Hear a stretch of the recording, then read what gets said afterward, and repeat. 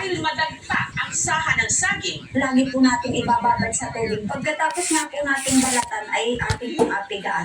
Tapos iwawagwag po natin ng kaunting ganito para po bumalik uli sa kanyang itsura. sunod niya itong hinalungan ng harina, tinimplahan ng pampalasa at saka iprinito. Pag siya'y luto na, siya po ay nagiging golden brown. Ang saha chips, masarap daw budbura ng cheese powder. Isawsaw sa mayonnaise o ketchup o hindi kaya ipulutan sa lambanog. Parang crackers, malutong. Masarap, hindi mo siya mapapagkamalang gawa sa sahan ng saging. Ito naman ang comfort food ng mga Bisaya, ang mainit-init nitong sabaw na may balat ng baka. Ito ang balbakwa. Ang balbakwa nanggaling sa salitang barbakwa. Ibig sabihin no, sa salitang Kastila, niluluto ang karne sa apoy ng dahan-dahan, ng matagal para lumambot. Pero yung balbakwa kasi na alam natin ngayon, may sarsa, may sabaw.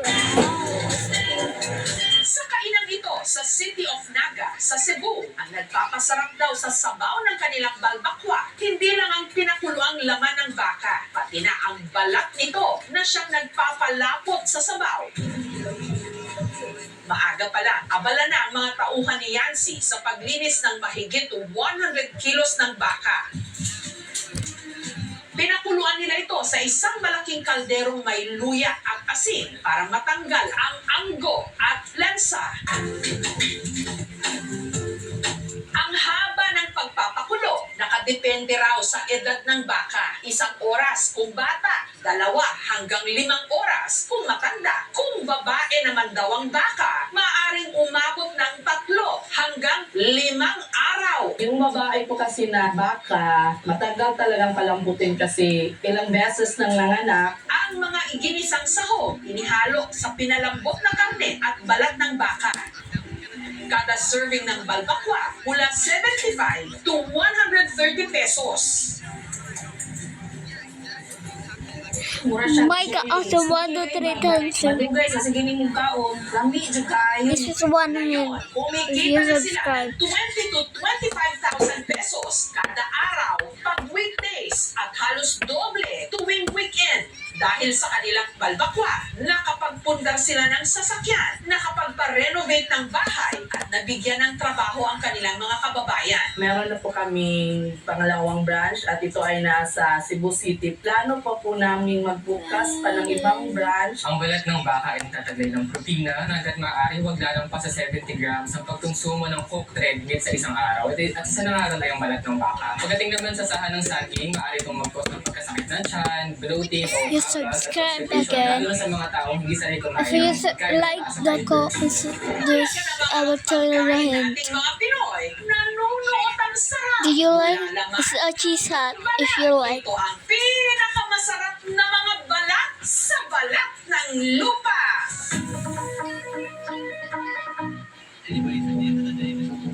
Hindi lang isda ang lumuta, pati na bloke-bloke ng shabu. Saan kaya nang galing?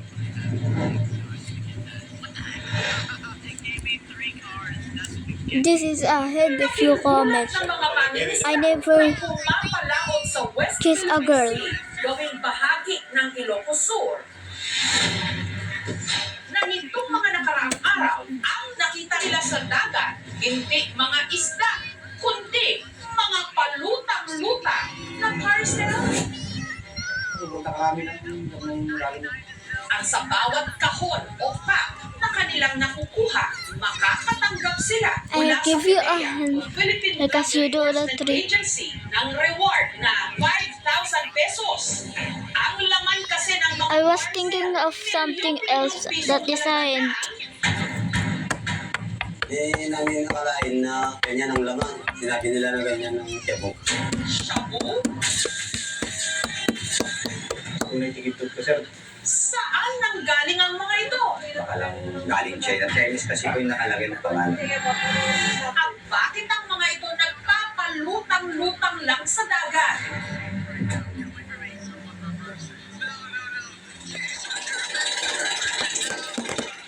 Umaga na ng June 24, ang grupo A hen is Britney. isda raw sila sa karagatang sakop ng bayan ng San Juan. 5 hours kami namingwit, walang buha. Tara na, unti-unti na tayong pauwi.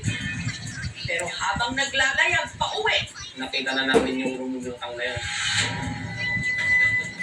Nakasako siya. para itong parcel na nasa halos 1 kilo ang bigat, ang laman nakabalot sa plastic na merong nakasulat at naka-imprenta. Meron sa ibabaw ng A168, may talaga Chinese character. May nakasulat din ditong hi A red huggy. at hindi lang daw ito iisa. A red huggy. Ganito na palutang-lutang lang sa dagat. 24 packs na uwi namin dito. Doon na kami nagka-interest. Ang hinala ng grupo nung una. Dollars yung bansa.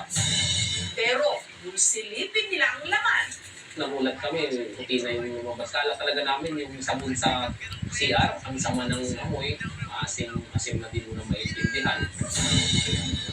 Kinakabahan na kami nung mapasok na sa isip namin na droga kaya yan. ang 24 na blokeng nakuha nila sa dagat, agad nilang isinuko sa mga otoridad. Yung mga nag-test PDEA, Micah! kami positive. Ang laman pala nito, bloke-bloke ng Micah! hydrochloride o shabu. Ang suma total ng lahat ng mga blokeng nakuha nila, tinatayang nasa 162 million pesos ang halaga. Meron pala kaming kinargang milyones.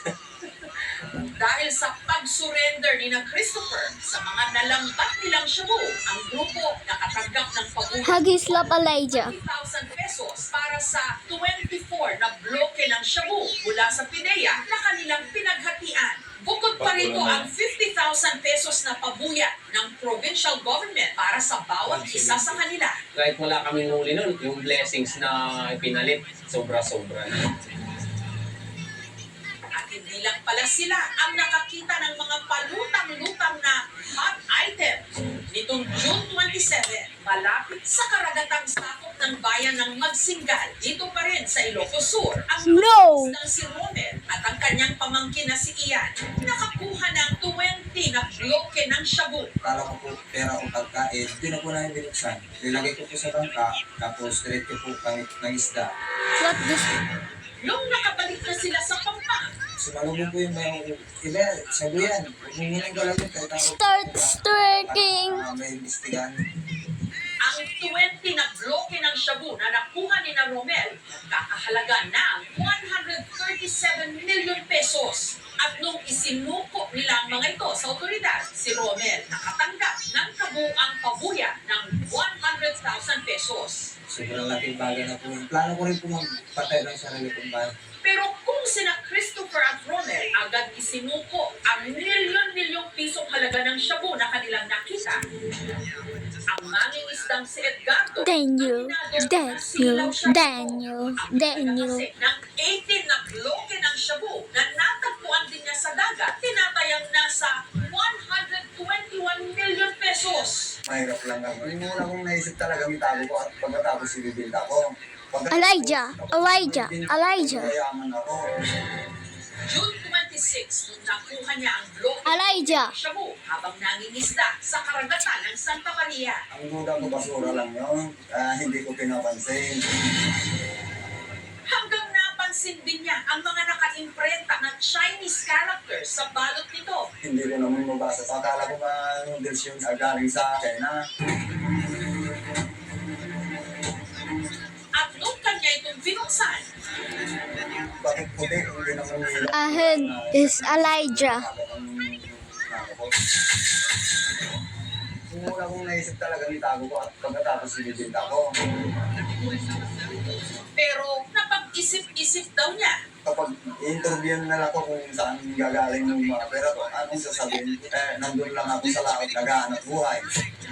Kaya si Edgardo, Pagkalit ko na dito, isinurinder ko na lahat.